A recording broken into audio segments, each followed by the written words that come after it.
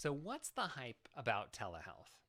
Well, many of you have probably heard or seen that physicians, psychologists, counselors, and even apps are getting in on the telehealth space. And telehealth is simply the use of digital communications to access healthcare providers and healthcare services. So, how do I, as a physical therapist, do telehealth? Well, it starts out first by understanding your story. So I spend a lot of time listening and making sure that I know exactly where you're coming from and what your story is. Then, for instance, in low back pain, I would have you do a series of movements that would help me come to a diagnosis. So I might have you bend forward and bend backward, bend left and bend right. And I'm able to see through the video camera exactly what the quality of your movement is. And that gives me insight into what could be causing the symptoms, and then also gives me insight into what we can do to help treat them. From there, we develop a tailored plan of movements and exercises that will help address your symptoms.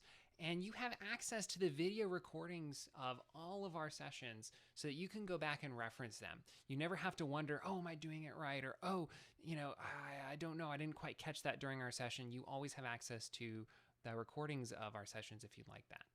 So how do you know if you're a good candidate for digital physical therapy?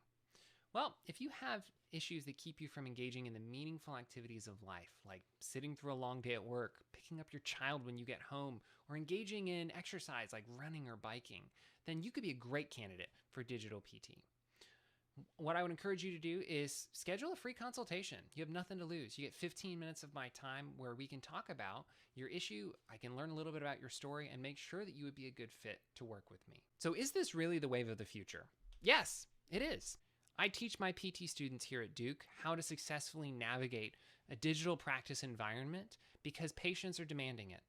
I travel nationally and present at conferences teaching educators how to engage in this as well because payer systems are moving toward this model. This is the wave of the future and it's here to stay.